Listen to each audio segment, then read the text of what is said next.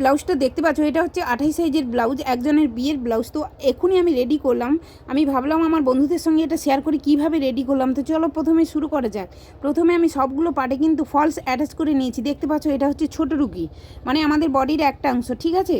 তো প্রথমে আমি এইভাবে ডবল পার্ট করলাম, মিডিল বরাবর 1 ইঞ্চি মাপে কিন্তু আমি সেলাইটা করে নেব। দেখো কিভাবে সেলাই করছি, একটু কিন্তু বাদ রেখে আমি এইভাবে কোনাকুনিভাবে সেলাইটা করে নিচ্ছি।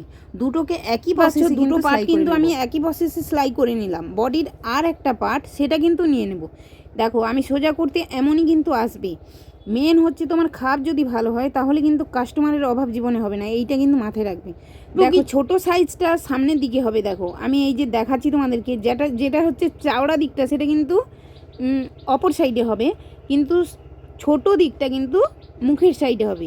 এইভাবে আমি 1/2 ইঞ্চি বরাবর কিন্তু সুন্দরভাবে অ্যাটাচ করে নিচ্ছি। দেখতে পাচ্ছ একই প্রসেসে কিন্তু দুটো করে নেব।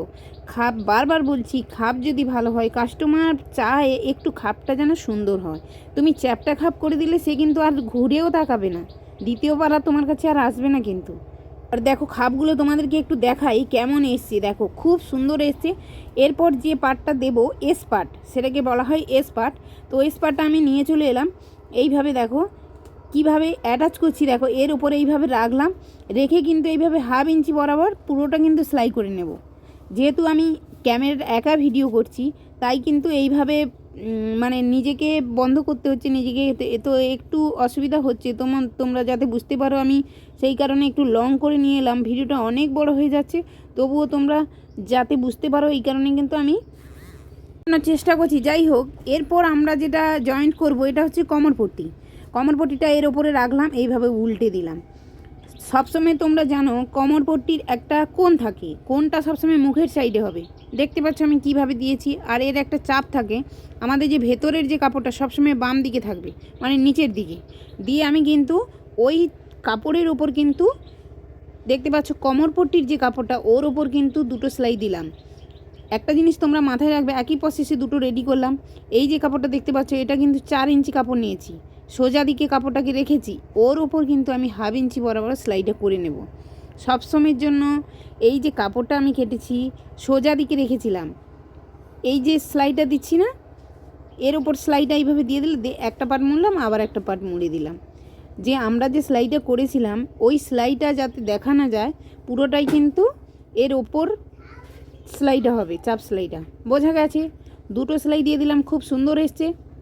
আর যেটাতে হুক বসবে ওটা কিন্তু আমি 1.5 ইঞ্চি বরাবর কাপড়টাকে নিয়েছি। যেহেতু এটা নিচের দিকে মোড়া হবে, এটা আমি দেখো সোজা দিকটা নিচের দিকে করে ওপরে, সেটা যেহেতু নিচ থেকে ওপরে এসেছিলো কিন্তু এটা ওপর থেকে নিচে যাবে। তোমরা ঠিক লক্ষ্য করো, খুবই সহজ পদ্ধতিতে দেখাচ্ছি। একটু নিজেরা চেষ্টা করো, যে তারা পারছে আমরা কেন পারবো না। এইভাবে দেখো আমি যে এই যে সেলাইটা দিচ্ছি মুড়ন দিয়ে, এটা হচ্ছে বড় বড় সেলাই দিলাম, দেখতে পেলে মিডিল বরাবর বড় বড় সেলাই দিচ্ছি।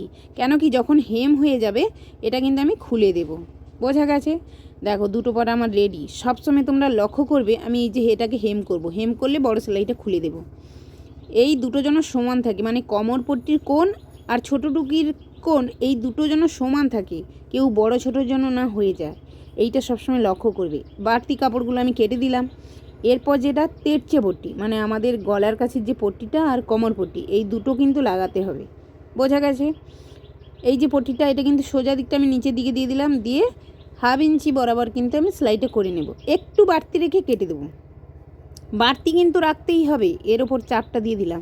চাপ সেলাইটা যে দিচ্ছি আমি কিন্তু ব্লাউজের ওপরে দিচ্ছি না, আমি পট্টির ওপরে দিচ্ছি। এইভাবে মুড়িয়ে আবার একটা মুড়িয়ে আবারও মুড়িয়ে দিলাম। এই সেলাইটাও আমি বড় বড় দেব, এটা জাস্ট ধরে রাখার জন্য। মিডিল বরাবর দিলাম বড় বড় করে, তারপর হেম হয়ে গেলে এটাও খুলে দেব। সেটা যেমন দিয়েছি পুরো ব্লাউজটা কিন্তু এইভাবে আমি, আর এই যে ছোটো ছোটো করে একেবারে গুড়িতে গুড়িতে সেলাইটা দিচ্ছি এটা হচ্ছে ফিটিং, মানে ফিনিশিংয়ের জন্য কিন্তু এই ছোটো ছোটো সেলাইটা আমরা দিয়ে থাকি। কোনা করে একটা কাপড় কেটে নিয়েছি, এটা হচ্ছে গলার সাইডের কাপড়টা। দেখতে পাচ্ছ সোজা দিকটা নিচের দিকে করলাম, একই প্রসেস, কোনো কিছুই নেই। একটা দেখলেই সবগুলো হয়ে যাবে। তো আমি এখানে একটা তোমাদেরকে দেখাচ্ছি, একই প্রসেসে আমি আর একটা পার্টও রেডি করে নেব। এইভাবে সেলাইটা দিয়ে দিলাম, আবারও এই পট্টির ওপর চাপ সেলাই দিতে হবে। এই চাপ সেলাইটা দেওয়ার কারণ হচ্ছে চাপ সেলাইটা যেখান থেকে হবে ওইটা হচ্ছে মুড়ন পুরো পুরো হচ্ছে ভেতরের দিকে থাকবে, সেলাই কিন্তু বাইরে যেন না দেখা যায়। এই দেখো সেলাইটা কিন্তু বাইরে দেখা যাবে না, পুরো সেলাইটা ভেতরে থাকবে। এইভাবে আবার মিডিলে আমি বড় বড় করে সেলাই দিয়ে দিলাম, দিয়ে কিন্তু আবারও হেম করে দেবো। হেম করে দিলে যখন হাত সেলাই করব, হেম মানে হাত সেলাই যাকে বলা হয়, হাত সেলাই যখন দেব এই যে বড় সেলাইটা এটা কিন্তু খুলে দেব। বোঝা গেছে? একই প্রসেসে কিন্তু আমি দুটো পার্ট রেডি করে নিয়েছি। আর এই দেখো আমি তোমাদেরকে দেখাচ্ছি, যখন হেম হয়ে যাবে এইটা খুলে দেবো। আর ফিনিশিংয়ের জন্য তোমাদেরকে বলেছিলাম পুরো ব্লাউজটা কিন্তু আমি ফিনিশিংয়ের জন্য একটা ছোট্ট ছোট্ট সেলাই, একেবারে দেখা যাবে না, এই ছোটো ছোটো দেখতে ভালো লাগে। তো দেখতে পেলে দুটোকে কিন্তু আমি অ্যাটাচ করে নিয়েছি, কত সুন্দর দেখো, দেখতে পেয়েছো? দুটো পার্টকে কিন্তু আমি একই পদ্ধতিতে অ্যাটাচ করে নিয়েছি। তোমাদেরকে লটকনটা কিভাবে বানিয়েছি দেখো, এটা সোজা দিক, সোজা দিকটাকে এইভাবে মুড়িয়ে কিন্তু আমি ছোট্ট ছোট একেবারে গুঁড়িতে গুঁড়িতে সেলাইটা দেবো। যত সরু হবে ফিতে তত কাস্টমার চায় যে আমার ফিতেটা যেন সরু হয়, মোটা যেন না হয়। মোটা হয়ে গেলে দেখতেও বাজে লাগে, বুঝতে পারলে? তো এখানে আমি একটা সূচ নিয়ে কিন্তু এইভাবে উল্টে দিলাম। কাপড়টা দেখতে পাচ্ছ, এটা কিন্তু 5 ইঞ্চি করে বড় কাপড়টা নিয়েছি, আর ছোটো কাপড়টা হচ্ছে 3.5 করে নিয়েছি। দিয়ে এর ওপর যে দেখাচ্ছি দেখো, এইরকম ফুল করতে পারো, আমি এটা করব না, এইভাবে মুড়িয়ে দিলাম, দিয়ে এর ওপর বসিয়ে দিলাম। এই যে বর্ডারগুলো হয় না, বর্ডারগুলো এর ওপর বসিয়ে দিলে আরও একটু সুন্দর লাগে। কত রকমের লটকন আছে, তো আমি এটা জাস্ট তোমাদের সঙ্গে দেখানোর জন্য শেয়ার করলাম যে লটকনের কোনো শেষ নেই। এইভাবে দুটোকে এইভাবে মুড়িয়ে দিলাম, দিয়ে এটাকে মুড়িয়ে দিলাম, দিয়ে দেখো মিডিলে কিন্তু ফিতেটাকে রেখেছি, রেখে সেলাই করে দিলাম। কত সুন্দর এসছে দেখো, একটু দেখাই তোমাদেরকে, খুব সুন্দর এসছে। কিন্তু শেষে আমি কিন্তু দুটো রেডি করে নিয়েছি, দেখো অসাধারণ সুন্দর হয়েছে। তোমাদের কেমন লেগেছে অবশ্যই কিন্তু কমেন্টে জানাতে ভুলবে না। এরপর পেছন পাটটা দেখাবো, যেহেতু আমার সামনের পাট রেডি হয়ে গেছে, এরপর পেছন পাট দেখাবো। সোজা দিকে কিন্তু মেন কাপড়টা রেখেছি, মেন কাপড়ের ওপর কিন্তু আমি ফলসটা রাখলাম, মানে সোজা দিকটা কিন্তু ওপর দিকে আছে, তার ওপর কিন্তু ফলসটা বসেছে। বারবার বলছি সোজা দিকটা ওপর সাইডে দিয়ে এইভাবে কিন্তু ফিতেটাকে আমার কোণে, যেই সাইডে কোণ আছে ওই সাইডে ফিতেটাকে দিয়ে দিলাম, দিয়ে পুরোটা কিন্তু সেলাই করে নেব। তবে দেখো কোণে কিন্তু সূচটাকে এইভাবে বসিয়ে আবার ঘুরিয়ে কিন্তু সেলাইটা করে নেব। যখন ঘোরাবে ফিতেটাকে কিন্তু একটু সেদিকে করে দেবে, না হলে দুটো কিন্তু একসঙ্গে সেলাই হয়ে যাবে, তখন ফিতেটা কিন্তু কোণা দাঁড়াবে না। আর নিচ পাটা আমি সেলাই করলাম, অবশিষ্ট কিন্তু আর সেলাই করব না, যেহেতু আমার এতে পট্টি পরানো হচ্ছে না, এটা হচ্ছে ফলসে উল্টে দিচ্ছি, এই কারণে চারিদিক খোলা রাখতে হবে। এইভাবে হাত ঢুকিয়ে আমি সোজা দিকটা সামনের দিকে করে দেব। বোঝা গেছে? কত সুন্দর এসছে দেখতে পাচ্ছ। এবার আমি এর ওপর কিন্তু এইভাবে পাড় বসিয়ে দেবো। পাড়টা বসালে কি হয়, খুব সুন্দর দেখায়। তো তোমাদের কাছে না চাইলে না বসাতে পারো, আমার কাছে ছিল বলে আমি বসিয়ে দিলাম। দেখো কত সুন্দর এসছে, মানে ক্যামেরাতে যত না সুন্দর আসছে সরাসরি আরও সুন্দর লাগছে। আর তোমাদেরকে দেখায় যে কিভাবে জয়েন্ট করবে। এই যে মিডিল, আর আমি পেছন পাটটা মিডিলটা একটা দাগ দিয়ে দিয়েছি, দুটো মিডিল কিন্তু সমান থাকবে, দিয়ে এইভাবে পুরটাকে সেলাই করে নিলাম। সবসময়ের জন্য আমাদের কাটানো ব্লাউজে কিন্তু ডবল সেলাই দিতে হয়, তো প্রতিটা স্টিচিংকে কিন্তু ডবল সেলাই আমি দিয়েছি পুরো ব্লাউজটায়। বোঝা গেছে? এবার এটাকে সোজা দিক করে দিলাম। এই যে মিডিল দাগ দিয়েছিলাম, এই মিডিল আর এই মিডিল দুটোকে একসঙ্গে ধরলাম, ধরে এইভাবে কিন্তু মিডিল কিন্তু ঠিক থাকবে সবসময়ের জন্য, না হলে কিন্তু ব্লাউজ উল্টোপাল্টা হয়ে যাবে। এইভাবে দুই সাইডে আমি কিন্তু এইভাবে মিলিয়ে মিলিয়ে দুই সাইডে সেলাই করে দিলাম। প্রসেস অনেক রকম আছে, আমি এই প্রসেস করি। তারপর দুটোকে এইভাবে দুটো মানে চারটে কিন্তু এইভাবে সমান করে, কোমর পট্টিকে সমান করে কিন্তু এইভাবে বাড়তি যে কাপড়টা আমি কেটে দেব।